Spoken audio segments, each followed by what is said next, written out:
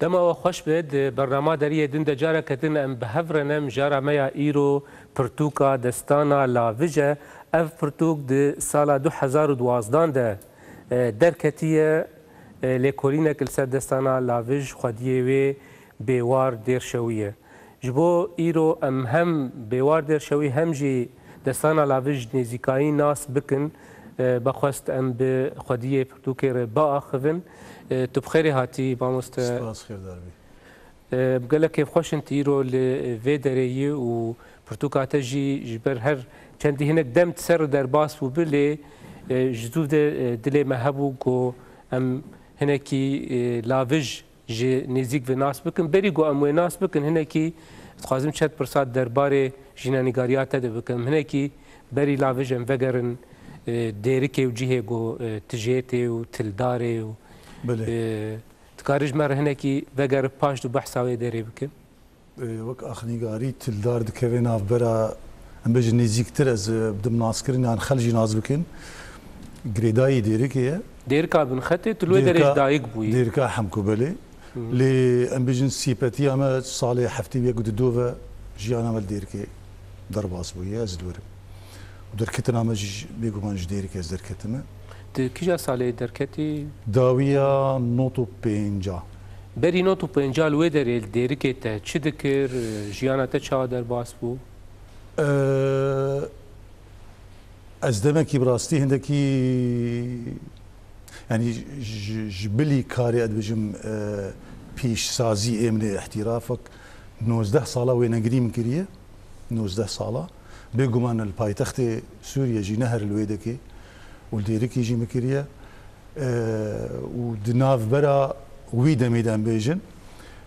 كارك هندكي نيزيكي شانو ونيزيكي كالابوري كردي وقت ديلان وقت تشتانا اما استيدا بجدار بو ما بتشان دبر كاري خوي وين قريه بله شنو يعني كومومي فلكلوري بون اي سما اي فلكلوري بون بله بجدار بو ما وك شانو جارنا جي متافت نافتا وك نوروزا بزاني تايبت منديه جوات اما تشبون از بجدار دبوم تيدا واليه وجيده از بيغمان هندكي از بيجم وكهوبيك من هبو لي وك از بيجم بيش سازي من تنمو حتى فان صالي ام بيجم بشتي تايبت دركتنا يعني بيهتدم ما تشبو جير بلي بشتي سالينو تو شاشات هات هولندا هولندا بجيبو بلي يعني وك كار بدا بيشي خو بشتي نوطو شاشي براستي لي بتايبد داستانا لافج جبو من وك تشي وك تشتك دردونكي تشيبو يعني وك خمك تشيبو حشتي وحشتا دم خاص بزانم تشيه لي او بجم او كيس ودفرت او شيان نبون كومرو بكاري لي بخبتي جبر تشمكو وهات بو غوتن وكستران هات بو غوتن وكستران ماجي لي دبيستا تشما هاتي غوتن سرتشيه منكتن وي درباري ده حتى بجن بري 13 صار تشتي قب تايبتي هشت قب بري خو بده مثلا في دستاني ونا دستان دن يعني تشبو يعني تشبيتر بالاتك شان تيده تشما اف دستان تشما اف دستان براستي مرو تشقاز بيجي باندورا مالباتي هفجيني هر المروف هيا وقديتر خاله دويمين قافا دويمين دردورة جوات او باندور المرودكي لوقت ستراند هذا قلت انت هريما بوطا بلكي ده جارا مجي بيستيا قلق نافتي ردر بازبون قلق تشتهات قلت مج كسن جما مصدر ما هذا برسين افتشيا ام نزان ستران كاتي قلت باشا نافي ميراتي ردر باز دبي نافي بقاتي ردر باز دبي نافي قليات درباز دبي حتى نافي جزيره درباز دبي جزيره بوطا درباز دبي يعني اف نافين هني قالوا يعني تشتك درباز بوي سروانه بي قوناغك بي ديروكك بي مويجوك يانجي تشاوا بجي ولا امرزان ما بهيستي مثلا زاردلي دافوكي رادستي هفدو كرنا ولا هاتي خوندن يعني افتراند هات بهيستن وقالك برس جيد بالا مرود تشيد بون برسفا وان برسال بردسه تنبو تخوست يعني وقت لبرسفا كي جوان برسا بقر تشتكي صديق في اواي صديق ودقافات برسيجي اي سترامبيج اي ستراند خوندن تشتكي نزاننا يعني ام بجن بلكي تشار بينج نفشا رادستي هفدو كرنا لێ نزانن سەر چه هاتی گوتن ینی بویەر سەر چییە ئەو ڕۆدان سەر چویە ئەف ناوێ ڤانگەلیا گەڤاتەی گوتن گەلو سەر چیە نزانن بلێ دەبێت دەستان بخۆ هەنێکی درێژ بلێ متخواست بەری گۆ ئەم ینی پرسێ خۆ دەربارەی وێ دەستانێ بکن ئەم گوهداری بکن هەنێکی ینی نمونەیەکی ژێ vê stranê strana lavijê wek nimûne tu çi dikare ji me re hilbijêre niha ji bo temaşevanan jî bixwîne ji bo hinekî di derbarê wê dûlo agahiyek cem merov çê bibe bêguman stran tê wek naskirin strana lavij navê lavij tê naskirin lavij bixwe rabêjkarekî mîr e û nêçîrvanê wî ye jî û ji aliyek din jî tê naskirin kurru malî hatî gotin kurru malî ew xweş digotinaya belkî kes ser vê xalê ne rawastaya bes kurrê li malê ji wê re tê gotin lê hatîyekê gotiye em ketî ser ziman kurru malî yani kurrê malê wek xizmetkarê malê xwedê kur didiye de şeva wî digirin yani kêm zêde ji devokî hatiye radestkirin xwedê zarokî diye de yani pîreka wî du giyan dibe xwedê zarokî diye vêce ew wek nimûne te xwest em bêjin bêguman ez ê we her du metelûkên pêşî dema tavê jê ser jiyana xwe û ser laokiyanê strana hatî gotin ne li ser hev yani em bêjin rêkopêk nehatiye kirin ji ber hatiye ne tiştekî em bêjin nivîskarî hatiye kirin bi vî rengî ne li ser hev hatiye kirin bes ew xwe yani em ketin vê çêrokê de bêhtir medanî li ser hevdû kengî li kûdê hatiye gotin û çawa hatiye gotin ev çi mal vê de ye û çima navê vî gerîl vê de gerek her tiştekî li gorî kirasê wê hatiye gotin belê yani wek nimûne ê min ez nizanim stranê bêjim dizanim bêjim lê ne stranbêjê stranê me yani melodiya wê ez bawer dikim gelek kesa bihîstiye gelek çiyayê bota hemiya bihîstiye hemî jî dizanin stranê ew dibêje hey hey ji xwe hey hok û tewînî tên gotin tê de dijî şevên çile û kanûna çendîl min dirêjin hey hey wey bab û xewka min ayê yani stran bi giranî gelek tê gotin awaza wê bi giranî tê gotin ev wek çêrek yani ew malkên wên ê rêzê wên tên gotin wey wey belê qentarên kulan û xema vê şevê bi rê ketine veşahiya malik şewotî li nîva rêgihayê yani binê ew tê girtin li nîva rê mizgînî tê girin û xwedê zarokekî didê te yani çawa ser bûyera xwe li ser em bêjin sedema xwe gotiye avêtiye ser bêguman stranbêj yani ew em bêjin tu jî dizanî kevê çarçewa wêjeyê de helbestvanê stranê jî heye û helbestvanê helbestê jî heye ane stran jî ew dixuyê ew şiyanê wî heye bikarê diwan kêlîka de hindek olê derdên xwe bavêjiyê de ya dîtir dibêjê veşa heya me got malik şewotîn nîva rêgihayê wey lavij ew bi xwe her lavij e wey lavij yani ew xemik ji xwe dixwe wey lavij ez ê li zûzanê jûrî dinêrime tûzava berfê pala xwedayê tûzav tûza berfê ye ew behsa reha xwedkê bêguman vir binê yani wateya wê pir kûr e yani jiya wî derbas dibe emrê wî nîzîkî şêstê ye bijî tûzava berfê yani rêz rû spî ye tûzava berfê yani ew nûnirtiya wê dike wek nimûne dibêjê berfê pala xwedayê hoy hoy ew veca tewînî tê kirin ji yeqîna Mehmed Begê mîrê botan ve namînê ji yeqîna ji ber ew wek me got nêçîrvanê mîre û rabêjkarekî mîre qey namîne ew yani weke gaziyekî dike qey Mehmed Paşa namîne yani çûyî ser dilovaniya xwe heta eno xeltên me digirin qey namîne li serê vê dunyayê ji lewra ecêb û qebahet li serê me hatine wey dil û jar û ez pîr bûme wey bab û dilê kul qet pîr nabe yani bêguman dema tu tav jî stranê awaza wê kêşeya wê ya stranê xweştir tê yani ev ji ber nabe helbest ez xweş bikim jî nabe helbest divê stranbê bê gotin yani ev dê rêzê pêşîne tavê jê ser xwe dema em bêjin dikevê pêşiya wa jêrkaran xulamên mîr yan jê xizmetkarên mîr tên wî dibine yani wek lêpirsînê pê dikine ew herdû mesela tavê jê سرخوا لي ستران خو قلك دريجه بله من پرسا يعني لاوش کروا دست پیشی پرتوک يعني لفيدري داستانا لاوش تبناف كريه بالام كشاند يعني داستان نه داستان جبرگو دو كردي دي قلق جارا داستان تي گوتن و يادن جي لاوش تگوت كيه امي جفيدري دست بي بكن يعني جاليه زمان و چما داستان و نه داستان يعني و پیوا لاوش پیوی گوناوی کسی کی بو تی چواتی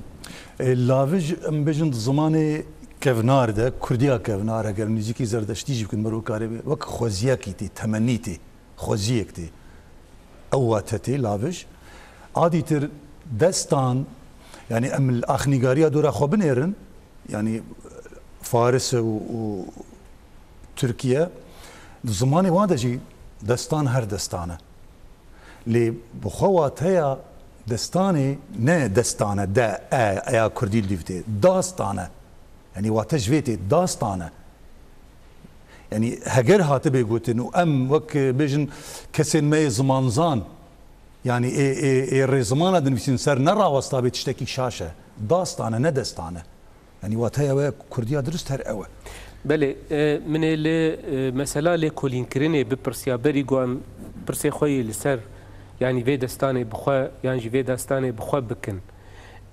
تا پیش گوتنا پرتوکه دیجی بحثا هنک متودن لکولینه کری اگو لکولینرین کرد يعني بيك تينن جبو وانتشتي قول بردستي ما هي تايبتي جي اف كالابورا دفكي يانجي سترانو كلامن دنگ بيجانيه جو هنه حتى نها دو كردي ده اف متودو شيوي لكولين كريني ايجو حتى نها بيك هاتنه چه هي قالوا يعني البردستا وحتى شرا ده كردا اف ويجي ما دفكي باواي كي بريكو بيك لكولين كرينه ايش خد جهه يعني ما ندو باره وسي باره وده باره ما قلت جهه سوباسيه او دايكي منا وكسن مين كفنارن بافوكالي منا يكو او زمان يعني حتى ام بيجن زماني شنوارا جيبه تشتك بينا ام بيجن عمود نوك ديركي تاخذي ديرك نوك جزيره تاخذي يعني هندكي زارافا نزارافا دفوكك هي لاواهشتي اب زمان سنغا خدا حمبيس كرنا ورادستي ما كرنا او جهه سوباسيه بيغمان يعني او مرو تشي بيجي مرو نكاري ما في وابدي او تشتكى لي وقت ديتر وقت تشتين كوهاتين بيكول كرن لي بيغمان اف تشتك نبدستي واجي ونبدستي ما يجي بجا ام سوباسيه وان كسات كن او كسينكو ومتيدا قوتي يجي او كسيكو كاري بيجي كيجي سروان توين بندست بنفيسيني ونفيست نجي لاوجي تيرا مناكن تيرا نتوكي ام بيجن 5700 صال بريا زاينه او خذ بهتره لما مخو هندك نيزيكي فارس هاتكن بلكي مجارك ديبه او دوجنا 7000 صال بريا زاينينا امو كرد نيزيكي هفدونا باشا او 7000 صال بس اما هاتيه داناسي ناس كرن 5700 صال لي وقت نيفيسا كردي هاتي اشكره كرن بريا زاينه ب 600 صاليه يعني ام بيجن امبراطوريه ميدا جودي هندك مرود كاري نيزيك ببي 600 صال بريا زاينه ونهاجي ام 2000 كدن شارده هذا يعني نكيمه 2600 هناك صال وقت نفيس افنا تواتي خياكرن لي وقت تشتكو هاتي السرا وستاندن بزانستي تيرا مناكي جلو راجي من بريغو بكيفن وي مجارد بلكي برصاتي يجي او يعني هر قوتنك يا السر توا كردي هاتي قوتن من اوتيك وشاندا ازبق هميدا جبر جبو من دردبي جبر ازنك عالم قلناها كي بكم اما ازد بيجم خوندنا ديروكي ما في هر كسيه بخوينه لهلوا شاندنا ديروكي ما في كسيه ازنك هم تشتكي بقهر متى في دربارد لكولين البردسته هبون قالوا جو هناك وك هناك روناهيه بدن بيشياتا قد كارب لكولين اخو هناك بريكو بيك بك بيجمان شرفنامه او جيدركي هري جرين وقت جيدركي ديروكي لي برسامن السر لكولين عن بو لكولين جو كردا كرن السر وجه دفكي او هندك سر جيانا في ام بجن قهرمان ما ام درباري ويدا هاتي نفيساندن او بيقومان منت كاري جي درباز بم جاليه دنده وقت ين كردا نو ين كردا بخول سر جيانا وي نو بلكي وقت کورتە ژیانێک سەر ژیانەوی قەهرەمانی ویستی وەک شۆڕەژگەرێکی لێ وەک ستران و گرێدانە سترانێ و وەک تەکەرەم کردی ئەف پێکۆلا وی ڕەنگی بەرفرە تشتێکی وساتن نەبوو. يعني من حەز دکرد ئەس بگەهێمێدا و مندا پێشیا خۆشی دەبژم 10-11 ساڵ هەیە بەلکی ئەزوتە هەندێکی هینا سەر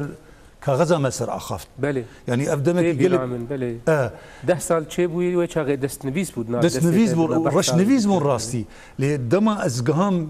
تشناجي مدقهين وستراني يعني نه صد تكوسيا ستراني وفي قهرمان وشاقاوي دما أف قهرمان دق هي هريما بوطا وأف ستران جويدي دركاتية وأف نافتي دنا وأف قليتي دنا جمرة بي وقت تشتكي شاوا چسبیایی پلگنه انو درسته جدری گوته پالا خداوان به شرفنامه چی دنه محمد امین زکی دیروکا کرد و کردستان حمی بشاجی محمد علی عونیجی او جی گهامه توماس بویا فرانسی از گهامه ده باسیلی نکتین از گهامه ده میجر اولسون انگلیزی از گهامه ده عبد الله بديوي از قهامده عراقينا عندك يسر نفيس ان حتى ازبيجم تشتكي بربال كيش بلكي كسي ما هاجتنا محمد طلب هلال ضد برتوكا خود سردانيه انه وك تشوا بيجم وك كسكي دانيه ترسولرزي وك تروريستك انه تقول محمد باشا رواندزي الرابويه يعني لما هاجتنا يعني كسين بياني هاج ديروكا ما هبون لما هاجتنا يعني جلو راجد لما تلد نيري افقى كسي يعني سرجيانا في هاتي غوتن از مثلا محمد طلب هلال تينك هشتم يعني دوي بروجي خوي جوجبو هرمين كردا مثلا جوهرتنا ديموغرافيا كردي واسيميلا كرنا كردان وجهولي راكرنا وان دورد بحثا محمد باشا كانوا شورشين كردان هنك جي تشيبونه يكجو محمد باشا الرواندوزيه يعني تيوي واتي او شو رشاوي محمد باشا يقول ام تشتكي جي نزانن دجمني ما جيت زاني دجمني نتوا كرد جيت زاني دجمني نتوا كرد وقت تهديدك يجبو نفيستي او عماشه بيكريه ام نزاننا يعني نهاب بلكي هري ماما ام بيجن اي خوندوان زماني كردي حزاره ادجن بلكي نهصد كسي برتقالي خونديه وان دي سالين داويد بتايبت او خبرينا هبدا صاله هي بس بهتر كتل بردستا يعني ريزن سر نفيس انه يكشو رجرك الامبيجن رواندوزي رابوي افو افكري وكشو رش بحسيتك اللي اي ما قد نكتي بالا ما انه قالوا اف قهرمانه هني تشبيره تشيبويه وافقا هريم الهبدودانه وافقا قنقشه تشيبويه وافقا ديكوشان تشيبونه كاتشيه اي ما نقازن دي خمت كسي سكراوان كسي امبيجن حش بيكولو ومجوا كردي ديك النو بلكي بلغنا كتن بردستي وبلكي او بالاوا نكشانجي او لجمو وقت ما قلتيش بو ما دان كي تشيبو اما وجمره بو خم حتى ازقا هاميده ما برسا ليكولين وجيدرا كلي برسا مني دن لسر نيفساندنا فان دستان كرديين غوهنا يعني تدوردجي هجمارتن شي دستان كردا غوهنت برتوكا خدولو لي حتى چرا دي كردا او دستان غوب اواي كي دفكيتين غوتن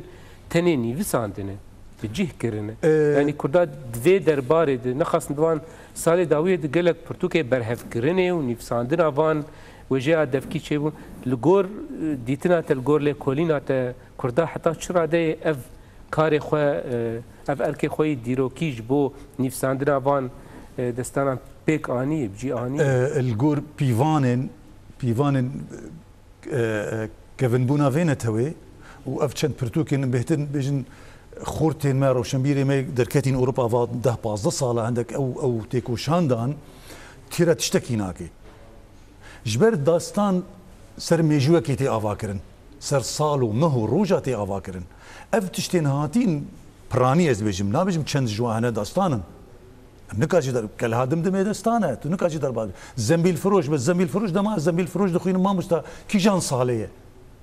از خوازم کی جان صالح جبر دمات داستان جیان بنری ین وان ولات بنری نکاری گریکا درباز بی یونانی درباز بی خریکا داستان وان زیده حفصه دانه فرانسیا دمکی او تیکوشان دان کو داستانا چیکن بی بنگه باره نچو سری داستان بنگه کوی هیا سال کوی هیا ایمجی اتشتاتی نویساندن نابه باشا يوسف وزليخا جمر هاتين فيساندن ويا يعني جير ريزين اف كسين فيسن وقت نمونه از دبيجم بس كي جان صاليه وكينج يا از نماز زانم لي قما ازبيم سر اردلانيا بيجم يان سر روان دوزيا بيجم يان سر هريما بوطا بيجم نه ما بفي ونبي وقت دستان ازي بقهم صالي هقر نقم هي غمناك ازي بقهم صالي ازي بقهم باب قال كي دهي وبازي وحتى ينوز دهي اشومات برتوكي كردي ده مبخنا نديتنا خان کا جدولا کو هاتی چیکرن حتى نوز ده بافك وحج ده بافك خان کی كردي ده نديتيه كس بلكي نكاريا بقهوي چيروكي او خم نخواريه لمن ازنهاد خوازم سر حسام ولا علي خانه قوي بنديسين اوجي تهريم ابو طاده تشيويه باش الفيدر تعرف تشتي هجمارتن تشتي جو يعني تشيروكا جاليريش دستان جدا دكت بيجي بس تقول زنبيل فروش اف دستانه نه تشيروكا جاليري تشتي جو دستان تشيروكا جاليري جدا دك شي بيفانه تشنه بنجه وي ديروكيه بنجه ديروكي ميجوا وي يعني ام بيجن جمارياريا وي كي جان صاليه كينغا تشيبويا وبرشاف كرنا نافايا كيه كوري يعني ازنا بيجم بيوار دير شوي كوري عمره يعني عمر كوري قاسمه افتيريناكي جزيره بوطه بلكي سيمها جويدي هاتم من هندك بسمامي ما هنا يعني سلافي مجهر كثيره هنا هريمي وبسمامي مره هنا از هندك كتم بويتشرو كده بسمامي كيما فاتشتان زاني آلیه میشن هرمی هاتی از نخوازم کبم آلیه هو زمان تشتغل وقت دير شوي بسمامي ما قالك تشتغل زاني بس وان تشتغل زاني كي جان صالح جهاتي ميساندن كي جان اونينا كانجيا سردما ميركا اي باشا ميرك قالك درواز بونا سردما ميركا نا يعني نا كفد تنك ابيخي داستان يعني موك من نمونه ما قلت حسام والعلي خان داستانك افينداريه اللي كانجي تشيبويا جغيني دب افاجي تنكال ديب كفي او نا بلكي سربورك رومانك افينداري لقابا تقول داستان بنجهكي خوي ديرو كي سرتي افاكرن او مجار ام بين سر دستانا لافيش دم وقناغاوي ديروكي وجهوي كدري قهرماني ما 1780 جدايق دبي الرواندس قناخ بيت درباز دبي بيقومان قابا بحث علي قال لي علي بكبكن يعني 9 ساله حجداده قال لي علي بكبكن ها كردستان حمد زانه باشوره بنافي بابيريويه مصطفى بك كوري هلول بقى افنفيويه بني تشاوايا نفيويه بشتي مصطفى بك يعني جيا هندكي بير دبي رادستي محمد باشا تيكرن كوريويه يعني جياوي هنا يعني سيبيا امنا بيجن جويده بيجا او تشتهري نتوي بيرا ددي خويا كرن ديروك ددي خويا كرن نهستكويه نتوي غاندنا همو هريمايا واتي كوشان دكي صوره وبوطه وبهديناني دكيك ورا غاندنا كردستان اكثر بخدكي حمدي رواندزي لي بيغمان غنغشه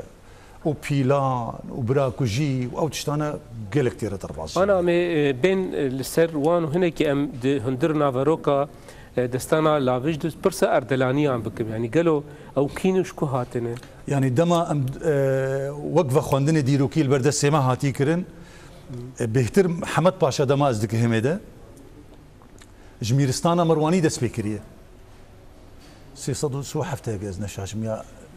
آمد الديار بكري دس بكريه سردما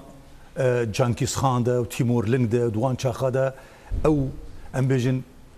كوجگير دبن دوشي آلي واني يعني ديروكاوي همي متيدا نفيستي يعني او بخا بنا مالاوي ميرستانا مرواني دس بيدك دوشي حتى بجا وي شاخينوكا رواندستي آواكرن اردلانتي آواكرن يعني جنو جيانك نهتي هولي يعني قاوا امنها بنيرن ميرستانين كردا د سردما اسلامي ده نا عثمانيه ده سو بينج ميرستان هنا اماره يعني هنا سو بينجن دا بشكرنا واجي اشكره يعني او يكسر واهج مارايا يروج امجن نيزيك روج هلاتو باشوري كردستانيه اللي اوجبر ما ببي ونبي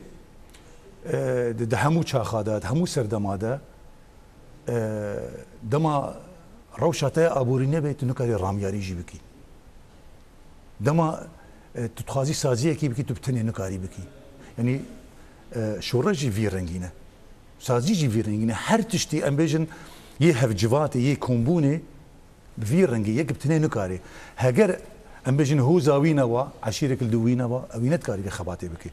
حتی بکی 50,000 سرباز بکوی چکدار کرید بن دستیوی ده نتشتکی کیمه هزارو کیم زیده 1800 و چند ساله کیده حتی راگهاندنا کردستان سر بخواد که 1832 ده یعنی نتشتکی کیمه 50,000 سربازی تو چکدار کی توپیوی نه هن رواندوزی یعنی لی از نکتم قالك ام بیجن بن آخاوی ده شکی مالباتیه إذا دستانا لاویج ده رولا محمد رواندوزی چیه؟ يعني نافروكا دستان هناكي تكاري هناكي جمر فارس يانجي شيروفا بك آوايا كيش آوايا من نوك از وك كس وك دستان كتيد بن بيجن بن هيزان عبايا يعني وباندورا رامياري ده جبر بيلاني دهري مدتين كرن سردما عثمانية ده قبل هيستوكي هني تينكرن ام بجندما محمد باشا او ميرستان بافي رادستي ويدكي او هستي من ها قلت نتوي الجموي بيداد بن ورولا اوليجي برلي هيا اولدارجي لي وقت ديار كرنديروك دبيجي هستي نتوي سر هر تشتيره دخازي وان هريما همي بخيك تا سري صدي نوتو هش دكاري بكيك يعني يا هري جرين ديروكا كرداده سي هرم كسي نكارنا حتى وك روجا ايرو بخنيك شوي سردمي به صورة وبهدينا وبوطا حتى نافندا مالا بدر خان نافندا خوش بيشياوي رادكن جزيرة دبن دير قولي يعني انفيج حسن كيف وماردين ونسيبين وجزير جيش خوان نافندا مالا بدر خان يبو دهيلنش محمد باشارة جبر هي كسي هيزا محمد باشانينا وبيقو من شرجي بهبدورة نكرنا تشتا هريد مينيد هريما ام بيجن جرو جهلات بشك جرو هلاجي باقش دكيش عثمانية وسردما صفوية بس والي موصل دمينه و اي بغداد دست عثمانية ده هريمي حمي باقش دكي قبا ازبر هف دكي انت دا خوازنوي سرخبوني هبون رادقهين سرخبوني دما ام سردما ويدي روكيد نيرم 1800 دواده بلقان رزقارية خوش عثمانية كر يعني بيجن يوغوسلافيا والبانيا تدي بلكي هركز ديروك ناخذني نزاني حتى ودي هاتن عثماني دويدا ميدا شورشا ام بيجن كاركرين مصري دس فيكر بون المصري جي عين ابجي روكبو وقت بيزانينا محمد باشا حتى وك باليوز خانه خل ودي فدكي ديك لا هي المصري والايراني فدكي يعني تشتكي هري بالكيشه لمن ناس بيجم هري بالكيشه جرك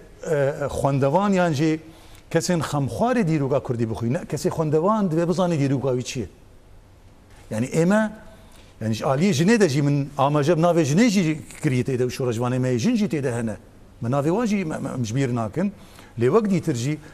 خباتین کردا ای شورجگیری هریمن کردا بونه یک نکنه بونه یک لی پیلان دجمن و دیاره دیروگا مد بجی اجماع زانتره اجماع خورتره قاريه ما بكيدش مني هفدو قالك جارا ميرستاني ما هلوشي نجي واتشي بيجي من برسا او رخنين اي نيني ايجو لمحمد رواندوزي تين كرن يعني الديروكاوي وتايبتي جهلا ازديان بيجو يعني هناك تفكوجيد بحكي واند بيك اني نياجي سيرفان رخنين قول السروي تين قوتن حتى شراديه يعني تيكليا فان رخنيا براستيه ديروكي هن لغور لكوليناتا بيجومان او تشتهيا جبر من بدينها برز اجدرجي برنامج شكر يعني جاركي دواز ليكر مهوان برنامج زندي وكاك احمد جي شكرنا وتشتانا لي بهتر زندي يعني هندكي ن راضي بينا خدان خيا كرن وك رخنا انه تشمام محمد باشا انه تيفا خوندن جهلا كردين ازيدي وكي انه بلكي دمكي فرمان كراكي هزارو يعني نام دنگكي خراب يه محمد رواندوزي جم كردين يزدي هيجو لهمبروان تفكوجي تشيكرنا بشتي تجد هناك برنامج تلفزيوني بس نيداي هناك راكسيونين ولو نه رشد يعني تشما بس برس او بو انه تشما اف ما مستشما تسروي نفسي ايمنج بو من وك از نفسي نم نرخي ديروكيه تشدك تشناكي او دردك ديه بس نرخك ديروكي لبراكوجي تيدا هيا يعني جبراين يزيد جيتين كشتن وجبراين دجي تي كشتن يعني شو رشك تيدا شي بو يجبر عندما عم بيجون سعيد باقي واسماعيل باقي وحافظ باقي هريم نه براين يزيدين شرط شي دبن تيدا يعني براكوجي تشي دبن نه تشيروكا اوليه انا اوليه بيلان سياسي كيفن تيدا راميالي كيفن تيدا راست يزيدي هاتن كشتن لأمن يعني دي ساز دبيجم من جوي آلي دجي برسية أو خوك ما قلت لك هندكي باندورة أولي ليبية بس نا أو روكا يعني يزيدي هاتن كشتن أو روكا كدنا يعني جبو ما وكا كس وكا بيكول نرخك ديروكي أنا تشتك ديا بس تشتا هاتين في ساندن وديروكي قوتي أجوي درباس نبيمة براي يزيدي كشتنا براي مسلمان كشتنا براي يزيدي تبلي سربازي يبونا الراسته هيزا عرب عطيا اني ذكر كوكي تبلي كتن بندستي ودا خبات بيركن الراسته براين ارمني خريستيان تبلي بيبنا الراسته جوان هاتنا كشتن راسته حميج الراسته يعني ديروك ما قلت امريكا ديروكي هلوشيرن ليش بو من نرخ يديروكيه نتشكريه شنكريه او نلبا منه بله بين سر رولا بدرخاني عند دستانا لاوجدو مثلا يزدين شير و استرانا جو حركس دزانه يا اس خلفم هنا كي تقال سيرفي مساله زلال بكي يما مخابن محمد باشا رواندوزي جبو هيزك خديت خب تنيديت جلوما او قلق جوان قشات بون يعني هاجر ما قلت مثلا براي ازيديا هاجر هنك جوان بقهاندان خو او براكو جي تشينا بون لاوجي بيلان هبوني حافظ باشا ووالي مسليبون تدي عندك اخنيغاري جغرافي جي نيزيكي هبدو دكي بيتشيروكي دحفاندنك جوي علي دجي هبو لي اوجي بتشاف سوري لوانيريه او تشتك دنا لي محمد باشا حتى امبجن ميرن كردان حميجي خوستنا وك خوسريق بميني بوا يعني من نسر بدرخانية تنيد بيجم اش محمد باشا دس وكوي دس بيدكم ورخن جيدكم قال لك شاشة تي في هنا تشتكي دنا ما قلت امداتين ملكي لي او هزاوي هيات كاري بيخد بير ويجير كاريا خواطا نتوا كرديته بحثات شقاس هزيت كن ما مستقيم وك باليوس خانه بريطانيا دچه سردماوي او دبيجل دورا اكري وكركوكي ورواندوزي 5000 سربازي وي هنا بيدمي 5000 اي چکدار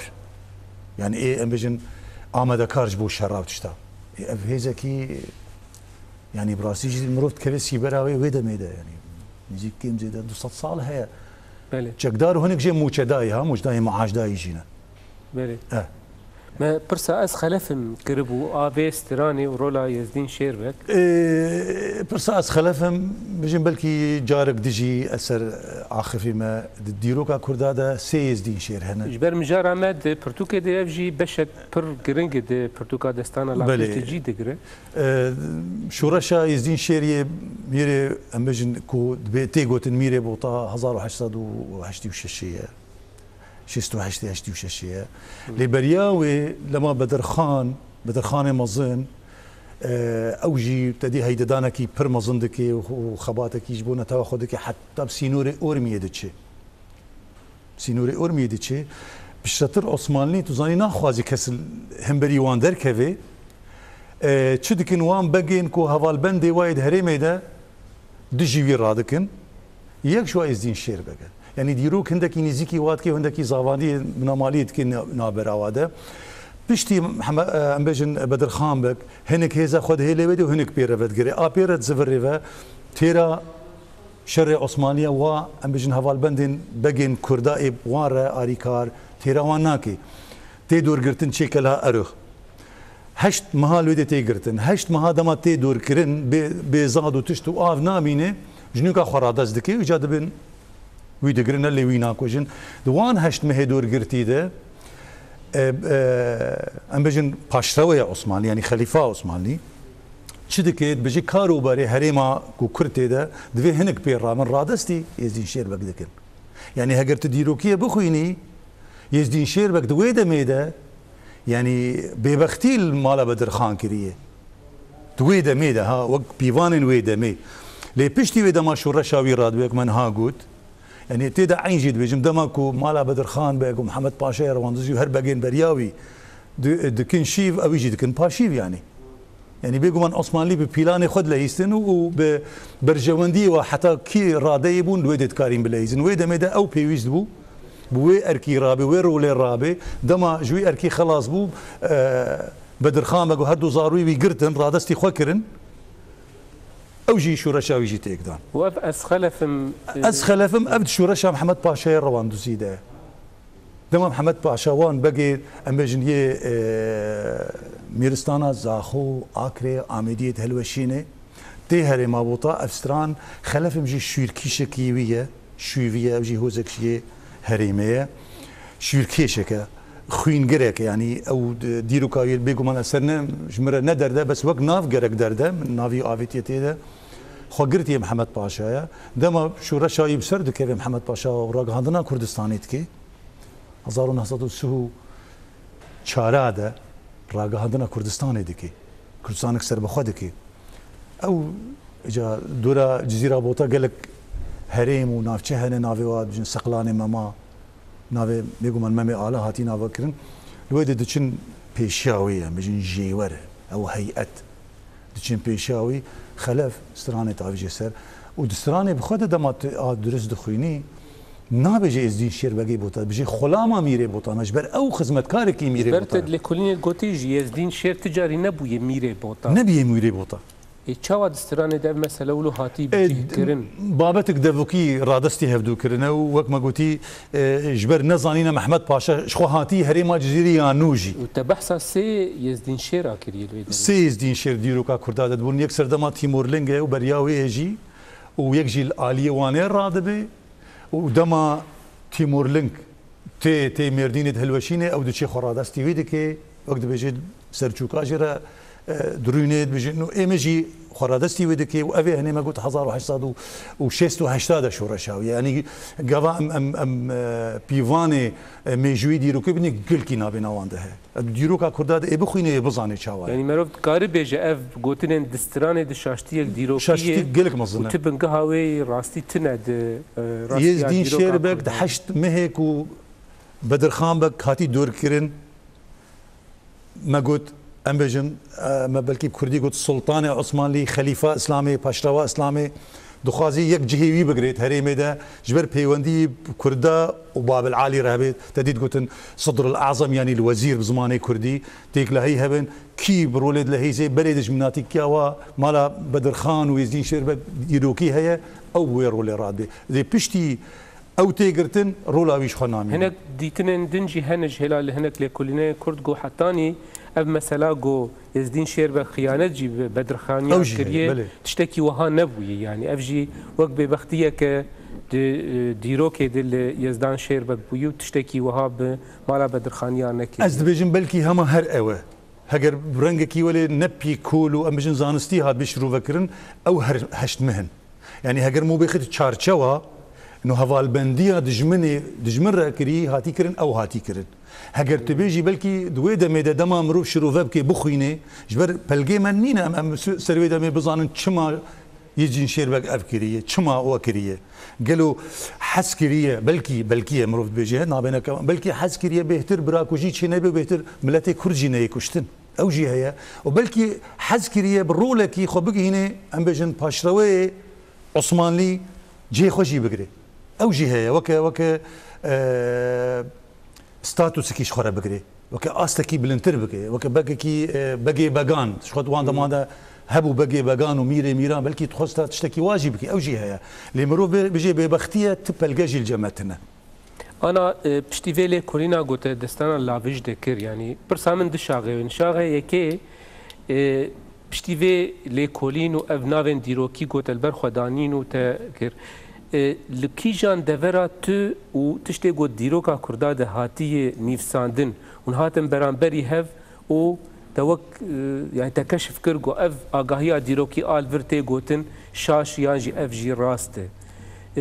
ت بويرينولو مسألة فيلي كولين الترش كارهنك مينا كابي قالك تشتنا إيه بلكي هندكي نب مجارة داستاني وغري دايبه ليوك ام بيجن كلها دمدم وشرف خاني بدلسي شرف خان دي سر دلوفانيا خو 1606 كلها دمدم 1680 شي بويه اوجي افيتنا شرف ناميده يعني اف قلنا هيك قال كي ديروكيه يك مري بشتي بد صاله بنافي افيتنا دبلكي تجي هاجبي ابدي مايا يعني تشتكي قال كي قلناها لادي ترجي ايه تشتا ايما بلكي تجي هاجي مايا تشتين جوتشيجي او صالين ام بيجن قوتشي يعني هجري يعني مشخته صالة جبر هركز نظاني اللي من فرهنجوك جيرة دانية قالك شخد شرف خاني ده بفير رنجية ويا كردستان ديروكا ويا حمي فير رنجية بهتر مشخته صال قوتشي هجري هاتين في سنة زاين انو يعني اجيت كتم واستنجيا ده ازل برهفكم يا قوتشي دبيت شقاص ايه زاينه قالك شاشتي هنا الدركي من محمد باشا بيجي 1800 ددوان ده مثلا وكه فرمانا براي ازدياتينه ديروكي دوان فيستيه ودركي ده جيتي قلت محمد باشا 1800 دو هذا راغاندنا كردستان اكثر بخواكريه عيني صالح ده بيوندي بشورش مصري وايراني ركريه يعني تشتك هي نزلال واليه دنجي من تيدا دانيه دو آلي مدانيه يك جوك بروني ويك جوك ديروك مدانيه مقول تيجبر مقول ما في متناز خرابكم واد ديروكا كردا هاتيه دچاخ نويستيه قالوا تي يعني وقت خوندوار وت خمخاره ميجوي تلفيدت كفي ددليه ده كي جان درسته لما او تيكوشان دانيه هري درست وببلغه بلكي نوك رخنش مرهاتا قوتن قالك جارا ميجو يعني جمارياري الرقم حساب تيكرن فلان صالي قوتشي فلان صالي زاينه اما قلتش بردستانه بفي رنجيه اگر تشتك ما بكيف اخذاني با ايش كيف اخذ مداني بلكي من ميجو نداني با بس از بزعم كيجان صالي تي سيدار كرن كيجان صالي هريما بوطات كيف بندسيده كيجان صالي صال زايناويه ام بيجن كيجان دمي دي سردلوفانيا خو برايوي مسابقه كيجان صالت بسر مالباري مالبندي واني يعني افتشتين هني حمي جيانا ويدنا خالني امبيجن او تشروسكن جرك بين زلال كرن لي وقت ما قلت دما مد توماس بويا دخان يان شاكر خصباك دخان يان باسيلين تيك دخان يان جي شرف خانه دخان قلكي از حتى تشوم شهنامه فارسي ماني راستي بله اولياء چلبي امبيجن دنيا غير تركي مل جيانا يتشكي وساتنا بو سرفاتشتاني ام كان هر بيزانين كو ام بكارن درس دينن جبر اف دبي وكا تشتكشاج بدبي وكا قلنا هكي بله ما مست دقامه داوي جي تديما جو برسام دشاغن شاغدن جي برسي يعني جرينجيا دستانا لافيج وك بلغيه كديروكيش بو ديروكا كردان حتى تشرا دي دكاره و جه بگرد و گرنگیه ده اشتكيولو مرف دكاره بيجه از دبيجم بله من هندكي اگر هبه چیه سينور كري مكريه ديروكا كردا دانا سينا متيده دانيه ام تشقونا غير درباز بونه ام كنجي هاتن داگر كرن عين جي صالن جي تديتنا وبناف جي مدانينه اديتر الف بايا كردي ام تبينج الف بايا درباز بونه او جي مدايه خويا كرن يعني شام هاتنا داگر كرن سردستي كي جان قوناغي ده يعني افتشتين ديروكي بيجنش بو خوندواني زماني كردي وديروكاوي بلكي قلكي جير الصانا بيان حسام البردستي بي يعني شونا هري برتوكا بقري وبصدي روبلا بخيني ويبك هيفي سينور كري ما قلت يعني دست نشان كري جير قلكي باشتره بله قالك سباس ما مستوى بوار دير شويش بو هاتنا تا برنامج بو فان آگاهی و آخافتنی تینگر گلک سپاس اجی سپاسیات دکیم و هیویا ما اوک و ام بکارن تشتکی تیکوشانه کی یعنی کس خباته کی بکارن بدن وینه تواهنی و لی بیگمان وقت کرم کری افتشتن غصات تشتک دیروکی میجوی پلگه پیوستن وجه شنوار بيويستا وناف مرو نكارج مجي خوتشتكي بيجي ابو دستان وكت ديروك نفي رنگيه ديروك ما فكي خوهيا ودمكي خو هيا واخنيغاريك خو هيا. بله هيفيا مجي او قالك سباس سباس بوجه تماشوان هجا حتى برنامج كدنهم بمين خير وخوشيه ده بخاطري و قالك سباس